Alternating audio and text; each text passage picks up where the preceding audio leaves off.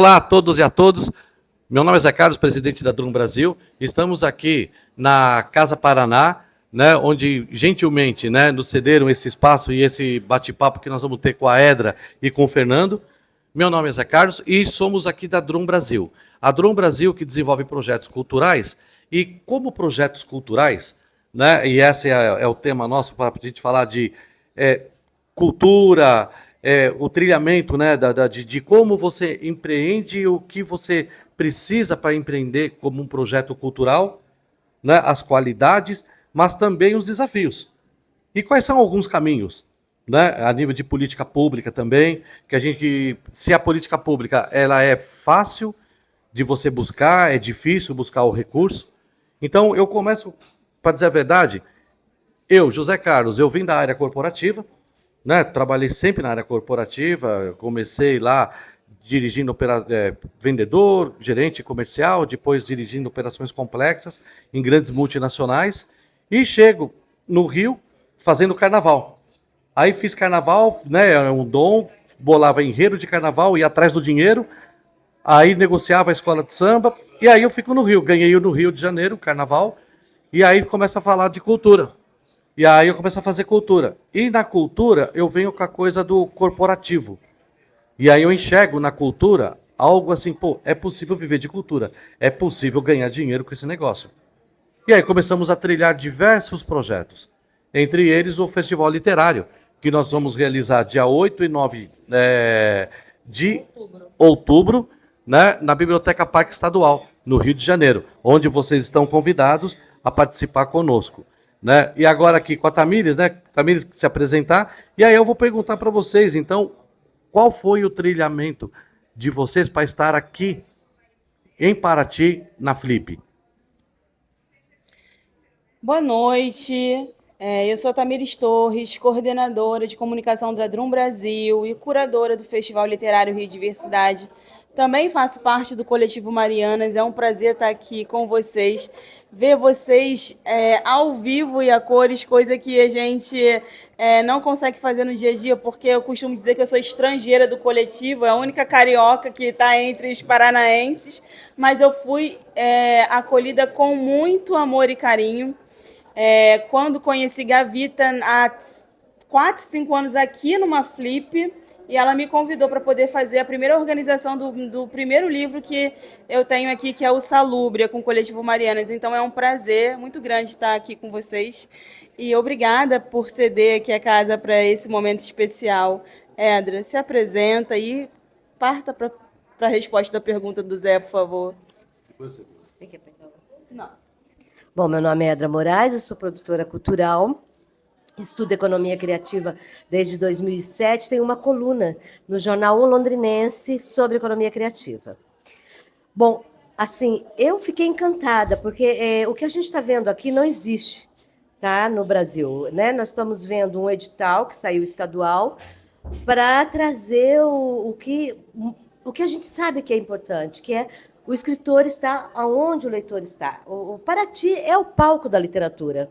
O Paraná tem escritores fantásticos, reconhecidos nacionalmente. Então, acho que foi perfeita a ideia, mas a gente precisa entender que quando você fala, né, nesse grande desafio que é do edital, que é papel, até a realização, que é o teto sobre a cabeça, a cadeirinha para você sentar e essa coisa maravilhosa de poder receber, né, praticamente amigos, há uma trilha de desafios.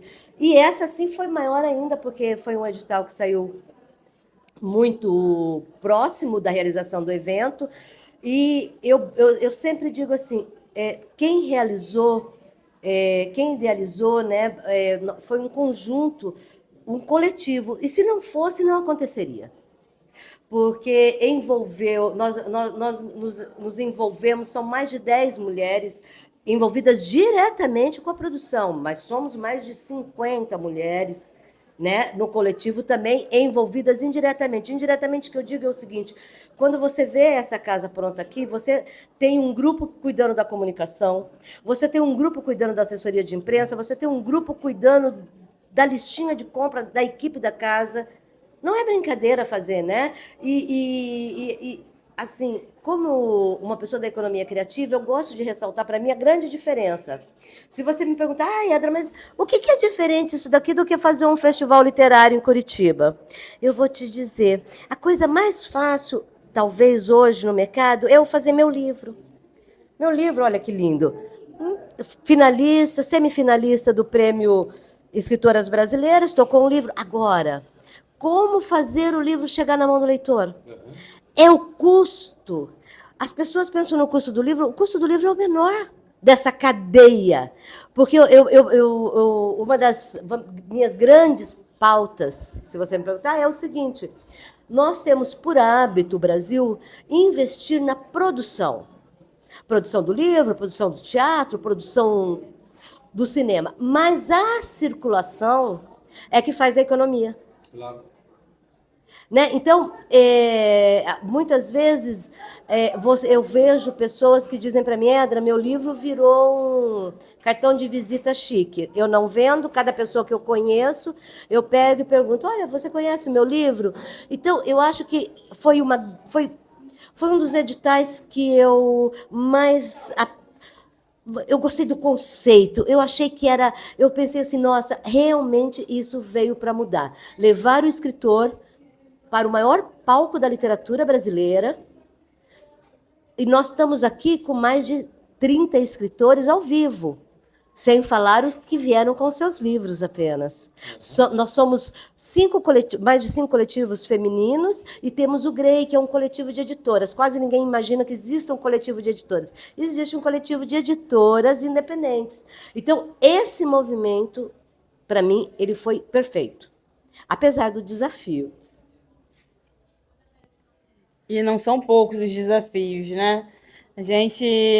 Eu tento, assim, né? Lá em casa, por exemplo, eu tenho uma mala cheia dos livros das meninas do coletivo também, porque quando tem feira literária lá no Rio de Janeiro, aí sou eu que estou lá para levar na mala nas costas para estar com os livros da gente também, né? No circuito do Rio de Janeiro. Então, assim, é um trabalho que é feito a muitas mãos, com muita tenacidade, batalha e luta mesmo, né? Mas, Fernando, me conte também um pouquinho sobre as políticas públicas, como é que funciona isso também no dia a dia para quem quer empreender o livro. Tá, ok. Bom, eu sou o Fernando, antes de me apresentar, talvez, sou Fernando Gimenez, sou professor da Universidade Federal do Paraná desde 2012, mas tenho uma trajetória anterior de 40 anos como docente em outras universidades, né? E toda essa minha trajetória esteve ligada à questão do empreendedorismo, né? Que é um tema assim muito importante. Cada vez mais se fala dessa palavra empreendedorismo, e o que eu tenho tentado olhar nos últimos 15, 20 anos é justamente sobre a economia criativa e como é que se empreende na economia criativa, né? E daí tem um papel importante da política pública, né? Porque quando a gente olha para a economia criativa, a gente tem o cinema, música, literatura, estamos aqui no Flip, tem as diversas artes presentes, e se a gente prestar atenção nessas diversos campos, a gente tem assim organizações empresariais que já estão nesse mercado há muito tempo, de grande porte, mas tem uma infinidade de pessoas e de pequenas organizações entrando nesse mercado também. E as condições são muito diferentes, né? Então, quando a gente olha para, assim, por exemplo, o projeto que o Coletivo Marianas, através da Edra, conseguiu trazer aqui para a Flip, né, me mostra muito essa questão que eu digo assim, ó, quando a gente olha para a economia criativa, eu costumo dizer que a gente tem que ter 3 lógicas de pensamento e de ação ao mesmo tempo, né? Ou seja, as pessoas que estão criando, primeiro, elas são artistas, são escritoras, são escritores, são cineastas, homens, mulheres, todos têm, então, a sua lógica criativa, né? A lógica própria do seu domínio e do seu dom, às vezes, e do seu conhecimento artístico, né? Então, isso é muito importante para você estar num projeto cultural, acho quase requisito, né? Você tem que ter alguma coisa criativa, né? Que está associada à ideia de empreender também, né? Mas, por outro lado, quando a Edra fala assim, tá, criar o livro é fácil, né? Mas como é que ele chega no leitor ou na leitora? E daí vem a segunda lógica de pensar e de agir que eu enxergo essa questão. Você tem que ter conhecer também que você está entrando num mercado. Então, você tem que entender como funciona esse mercado. E as grandes organizações que estão aí, elas atuam de forma empresarial e de alguma forma, você vai ter que reproduzir um pouco. Então, você tem que dominar essa lógica também, né? E muitas vezes, assim, já trabalho com esse tema há muitos anos, tenho feito entrevistas com cineastas, com escritoras, com outros artistas, né? Assim, e algumas vezes eu brinco com essas pessoas, assim, como é que você se sente quando eu digo que você é uma empreendedora? Alguns reagem negativamente, né? Não, eu sou artista, né? Tá, mas o empreendedor também cria, empreendedor. Tá, e você, quando você quer que uma peça de teatro seja vista, você está atuando no mercado? Você criou, mas você está atuando no mercado. Então, as pessoas têm que ter essas duas lógicas, né? E agora, o que é interessante, os projetos culturais no Brasil começam a exigir uma terceira lógica de nós que atuamos, né? Eu também sou escritor, né? Além de ser professor, lancei meu livro, então eu uso todos esses chapéus, né? Algumas vezes estou pesquisando, outras vezes estou escrevendo. E qual que é a terceira lógica que eu enxergo, né? E que daí o caso bem-sucedido da Casa Paraná, né? Que foi fruto de uma disputa de um edital, assim, olha, eu preciso convencer, ter uma lógica de discurso em que eu argumente de alguma forma que o meu projeto faz sentido para aquela política pública. E não é o mercado. Eu não quero provar para o mercado que o meu produto é adequado. Eu tenho que provar para os formuladores de políticas públicas, os avaliadores de projetos, que esse projeto tem uma consistência interna. E daí depende da criatividade, né? A criatividade já está lá. Convencer, né? Exato, a lógica do argumento, do convencimento, né? Então, assim, para mim esse é o papel, né? E aí é o preparo, né, Fernando? Exatamente. Então, assim, e veja que curioso, né? Eu acho assim, né? Quando se fala assim, ser artista é fácil, né? Não é fácil nada, né? Porque você tem que dominar, pelo menos na minha percepção, 3 grandes lógicas, assim. A lógica da minha criação, quando eu estou escrevendo, né? Eu não estou preocupado se eu vou agradar alguém ou não, né? Estou escrevendo porque eu tenho esse sentido, esse sentimento de me manifestar pela minha arte, mas depois falo assim, tá, eu quero que as pessoas vejam o que eu criei. E daí, se eu vou vender, né? Eu tenho que entender como é que funciona esse mercado. Vou produzir um livro independente, vou colocar para uma editora, e depois vem assim, saiu um edital da Secretaria de Cultura do Paraná para novos autores. E daí eu tenho que fazer um projeto em que, além da minha arte, eu tenho que dizer assim, olha, pessoal, esse meu projeto faz sentido porque ele atende alguns dos requisitos que vocês estão falando, né? Então, acho que, para mim, assim, nesse momento, né, completando o que a Eda falou, né, e que eu acho bacana, assim, que eu tenho acompanhado, embora eu não faça parte da equipe do projeto, estou acompanhando o projeto, né, eu acho que o que é o Coletivo Marianas, através dessas mulheres que lideraram esse projeto, conseguiu fazer assim, Secretaria de Cultura, vocês querem um projeto em cima da hora? E nós somos capazes de fazer isso. Né? Então, essa vaca está aqui. Isso. Então, conseguiram convencer, né? Porque a arte já estava lá, os produtos já estavam lá, né?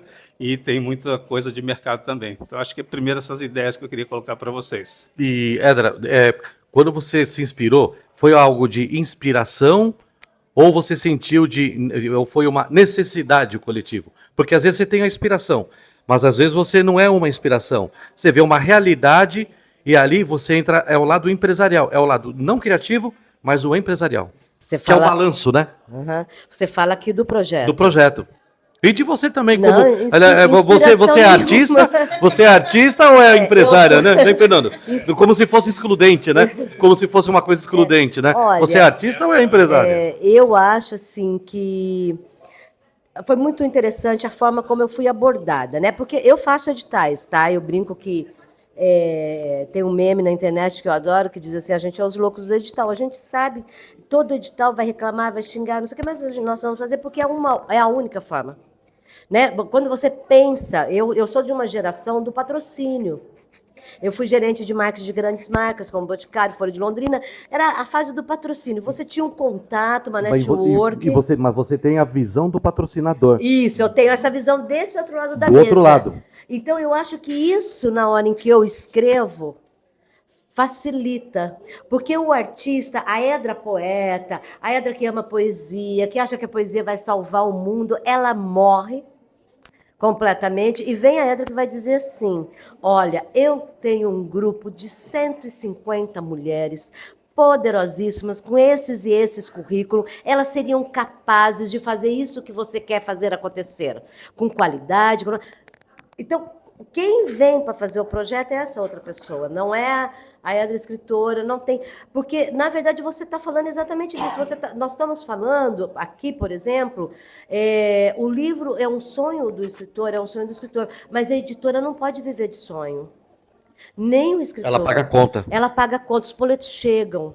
E essa parte eu acho muito importante, entendeu? Então, e hoje nós estamos dependentes dos editais. Nessa minha coluna, tá? Eu já argumento sobre isso. Eu acho que nós temos que buscar novos caminhos, ainda não sei quais são, tá? Então, mas eu acredito que os editais chegaram no seu limite de atender.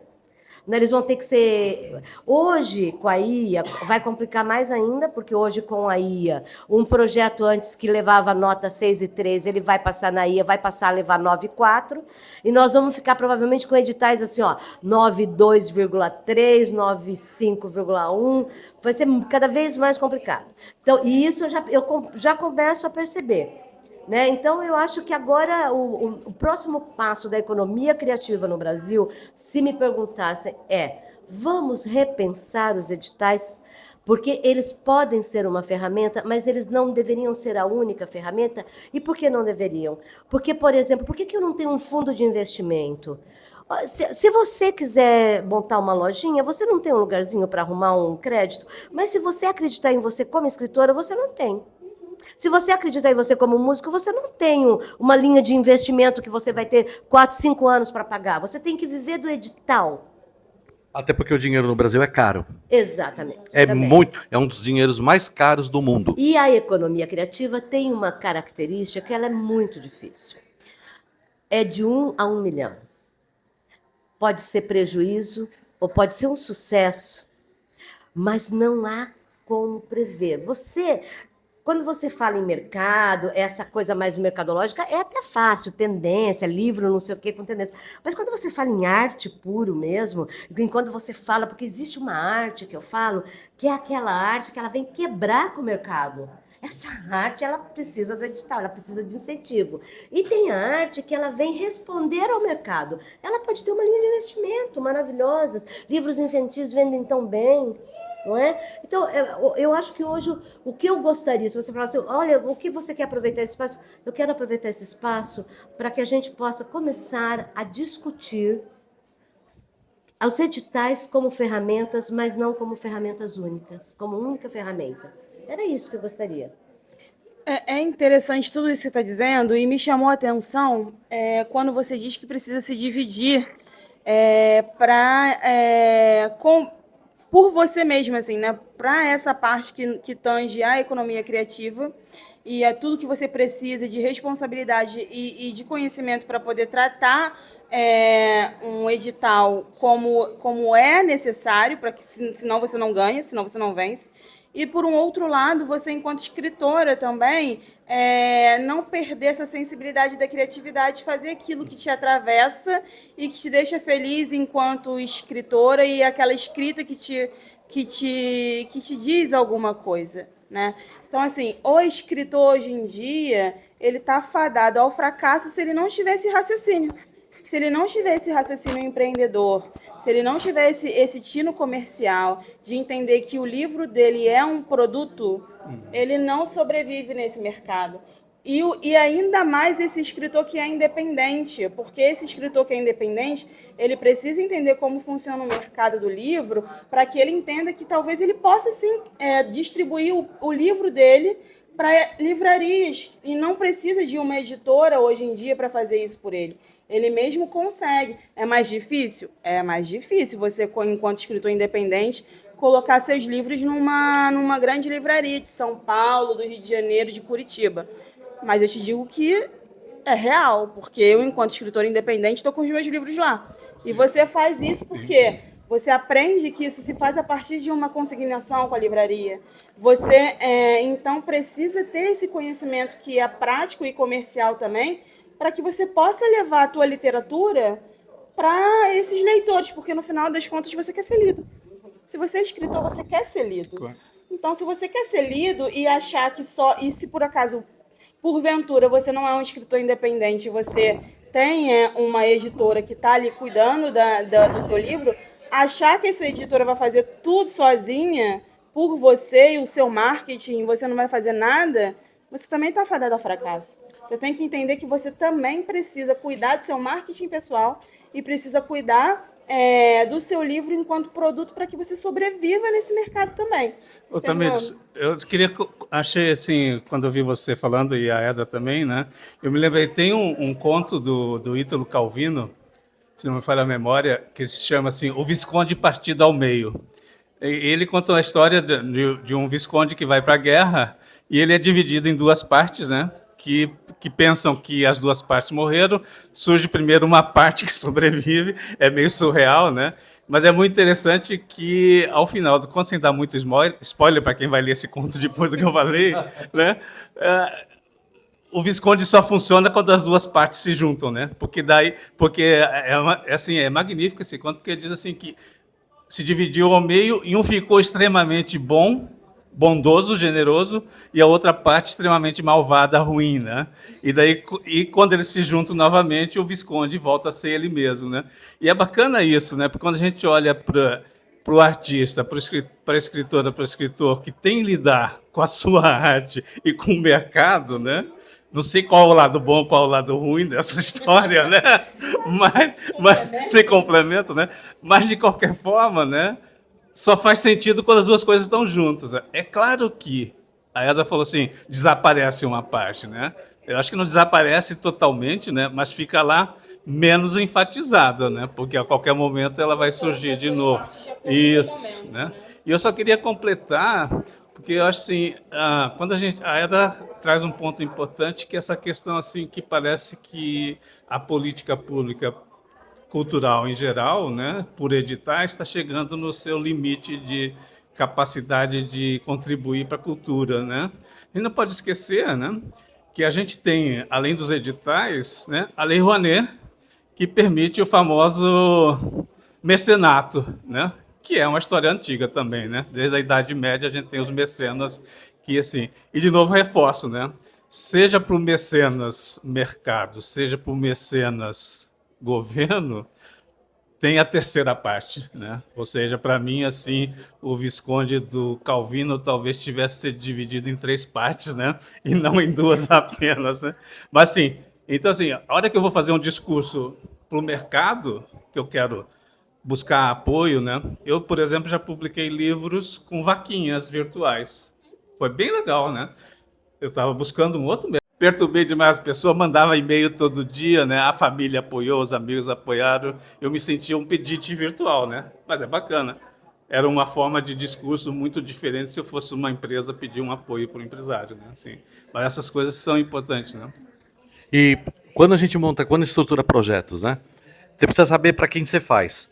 Então, quando é um edital direto, né? Então você está falando com o provedor do edital direto, normalmente que são as políticas públicas, é o governo, né? Então ali, mas quando você fala, você não está fazendo edital pro governo, né? Atendendo a ele, né? Dentro das exigências do edital.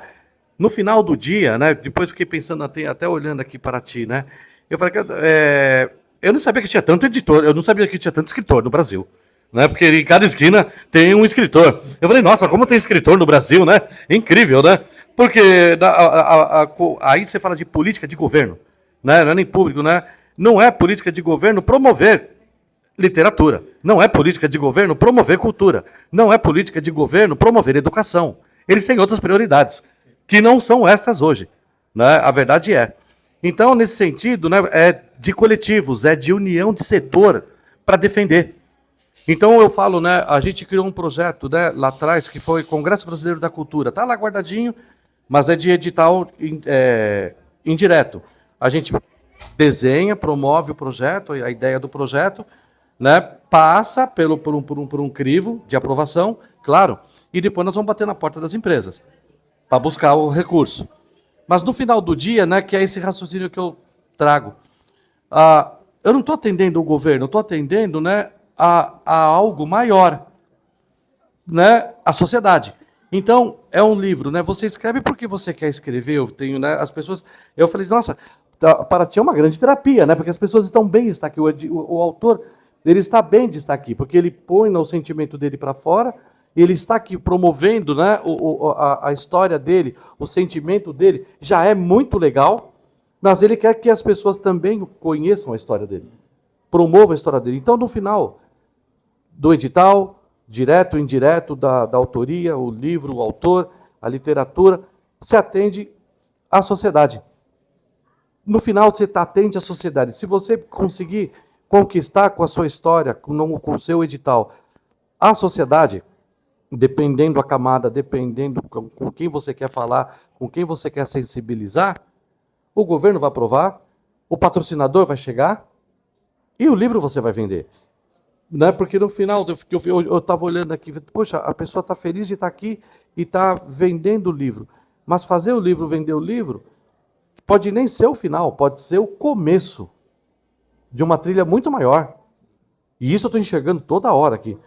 Eu falei assim, nossa, isso daqui é o começo, fazer o livro é o início de desdobramento, que pode ir depois, né, para o cinema, pode ir, tem os editais agora, que são enormes, está vindo muita coisa na área do audiovisual.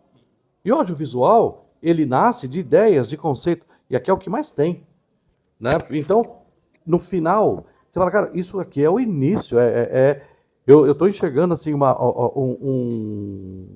um iceberg onde nós estamos raspando ainda com colher. Não é nem de maquinário ainda. Eu queria complementar uma coisa.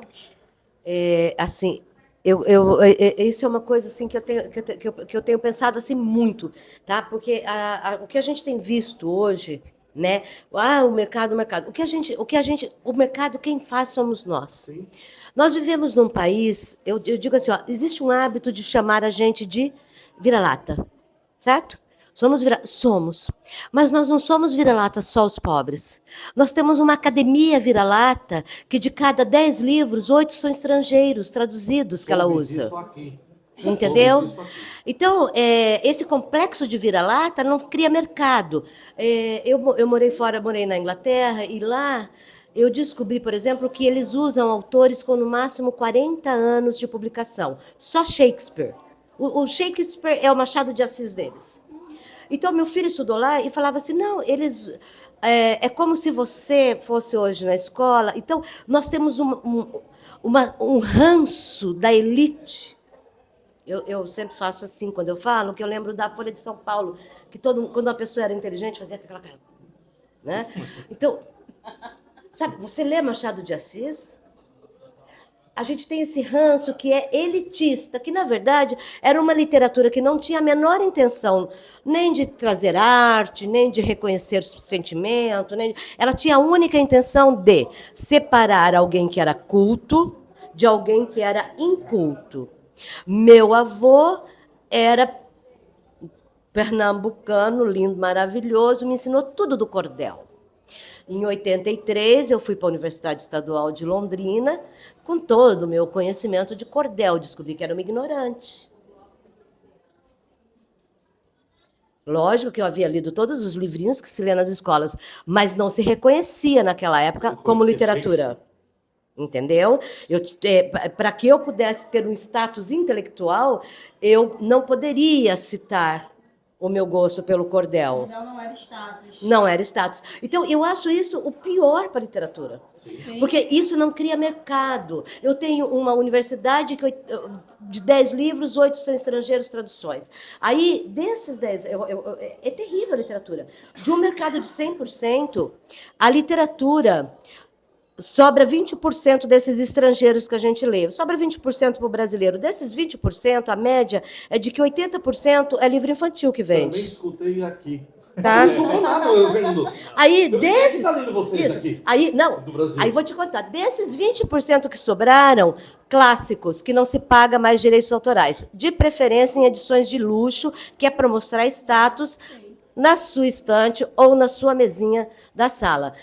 Aí sobrou esse... Aí o contemporâneo, você já conseguiu fazer a conta? O que sobra? para o escritor. Então, eu brinco assim, que a gente precisa perder o hábito de achar que escritor bom é escritor morto. Me consuma enquanto eu estou viva. Leve meu livro e me leve com você, para você parar de falar bobagem. Porque isso é uma outra coisa que os professores têm medo. Existe uma coisa, por exemplo, outro dia aconteceu no vestibular.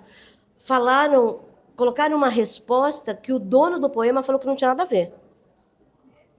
Esse é um medo quando você lida com o contemporâneo, né? Então, às vezes, o que nós precisamos é que nossos intelectuais também tenham a humildade de ouvir o escritor vivo, ao invés de querer só imaginar o que a gente quis dizer.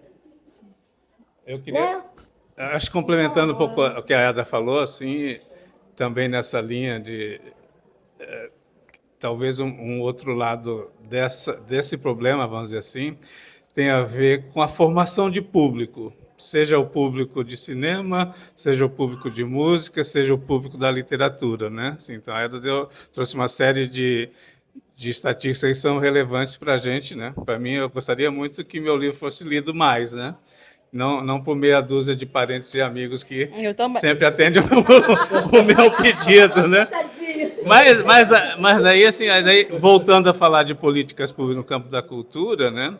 A gente então tem que ter políticas de formação de público, ou seja, o mercado sozinho não vai dar conta, porque o mercado vai tratar dessas estatísticas que a Edra trouxe. Então, a política pública tem que ser também uma política que forme, né? Não só apoie a produção, mas forme os leitores, forme os cinéfilos, né?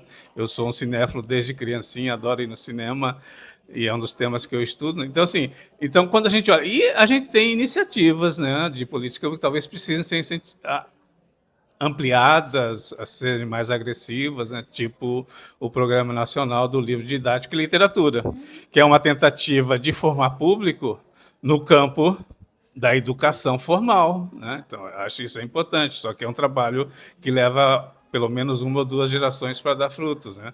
No campo do cinema, a gente tem ações também de formação de público, com apoio a cineclubes, cotas de exibição, seja na TV paga, seja na TV aberta, seja no cinema. Então, assim, acho que tem essa dimensão, né? Assim, se a gente deixa por conta do mercado, não é suficiente, né? Então, eu acho que eu queria chamar a atenção para isso, né? Assim, a gente reconhece essa situação que é muito ruim, né? Mas que a política pública, e só para completar, já está muito longo, assim, eu acho que há algumas coisas que me parecem assim auspiciosas, que é a ideia de que nos últimos anos, né, e eu espero que isso continue para os próximos anos, nós começamos a desenvolver mais fortemente a ideia de um sistema nacional de cultura, parecido com o Sistema Nacional de Saúde, com o sistema, o SUS, né, a educação que funciona como um Sistema Nacional de Educação, com a articulação dos diferentes níveis de governo e com as políticas que vão sendo estabelecidas, né? Quem faz o quê e até que nível, né? Então, a gente tem visto isso, né? Então, por exemplo, né, tem uma iniciativa do Ministério da Cultura, que eu acho muito bacana, que tem a ver com uma coisa que a Edra falou agora há pouco. A gente precisa ter fundos de investimento culturais, né? E essa articulação de um sistema nacional começa a dizer, o governo federal vai apoiar o Estado e o município, desde que o Estado tenha o seu sistema estadual de cultura e o município o sistema municipal, e também desde que cada um desses entes tenha o seu fundo de cultura. Então, eu acho que essa articulação mais ampla, né, começa, para mim, é um caminho, né? Agora tem que definir, resolver o que a Edra trouxe, né? Edital, mas já não é suficiente, né? O que a gente pode fazer além dos editais? Né? Gente, eu estive aqui hoje com o Fernando e a Edra na Casa Paraná. Eu gostaria de agradecer imensamente a participação de vocês dois aqui na nossa mesa, tá? Reforçando que o nosso Festival Literário Rio Diversidade vai acontecer nos dias 8 e 9 de outubro de 2026, na Biblioteca Parque Estadual, lá no Rio de Janeiro, e que vocês dois, assim como todo o Coletivo Marianas, estão convidadíssimos para estarem presentes lá conosco, leve os seus livros, Com certeza. leve o seu conhecimento para nossas Vamos mesas de lá, tá bom? Obrigado. E passo a bola para o Zé Sim, finalizar e leve, nossa e conversa. leve as escritoras vivas, para sejam lidas enquanto vivas. E lidas enquanto vivas. E agradeço à Casa Paraná, agradeço ao governo do Paraná, que realmente, né, teve a gente fala das dificuldades, mas também tem que ver, né, as boas iniciativas, que teve a iniciativa, né, de ter esse edital e propiciar, né, a presença de vocês aqui, né, nesse espaço, né, da Flip, né, em Paraty. Então, uma bela iniciativa, né, e tem que parabenizá-los. Sim, nasceu, conseguiu nascer. Mas nasceu. Se vocês não estivessem preparados, não teria nascido. Sim, e o ano que vem, agora que nós entendemos, conhecemos agora, né, esse espaço, né, da Flip, não tenha dúvida, estaremos juntos e viremos no ano que vem. Obrigado pelo acolhimento, obrigado pelo espaço e pelo carinho. Obrigada. É um prazer. Fechou?